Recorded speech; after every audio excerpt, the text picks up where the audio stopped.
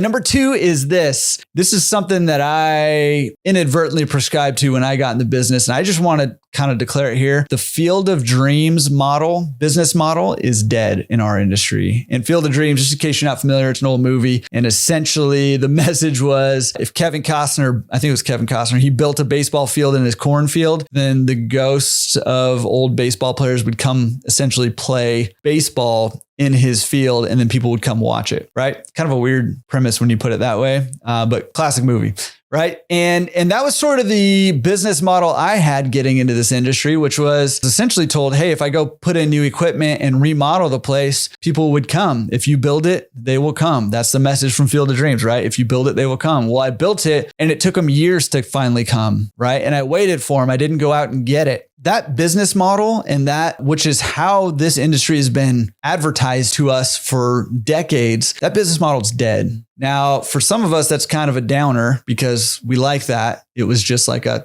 set it and forget it type thing.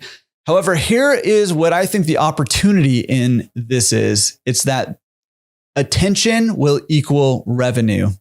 Okay. Attention will equal revenue for a laundromat. We see that with like YouTubers and stuff like that, where they, get attention and they build these businesses, or like the Kardashians who've built, billion-dollar businesses off of however they got their attention, like attention equals revenue. The Rock building a billion-dollar tequila company, I think.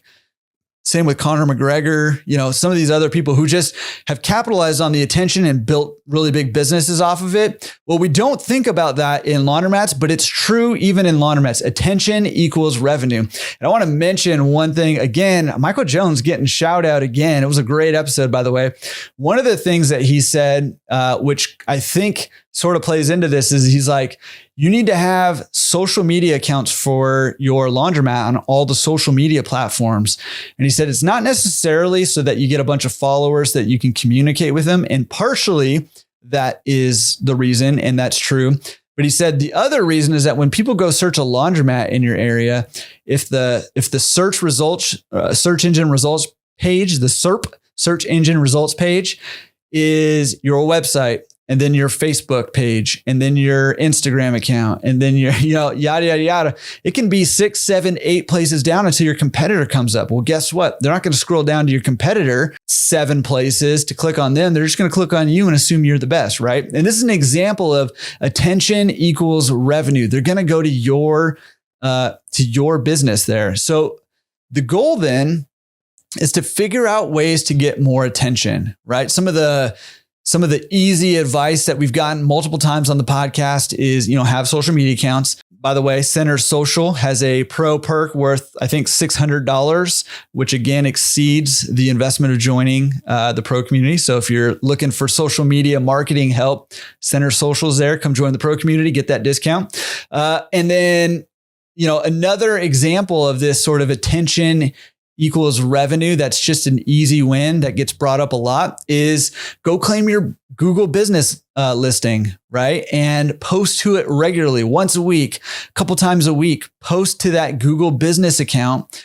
and solicit reviews, right? Because when you do that, your profile, your Google business profile, is going to show up first in the maps, and it's going to show up first in the search results when people search for laundromats or laundry service, right? So that's typical advice that's come through the podcast that demonstrates this attention equals revenue. So look for various ways to get attention. Maybe that's online advertising. Maybe that's leaving flyers. Maybe that's getting one of those dancing blow up thingamabobbers that you put out on the street. Whatever it is, attention equals revenue. So don't rely on Field of Dreams model, because attention equals revenue.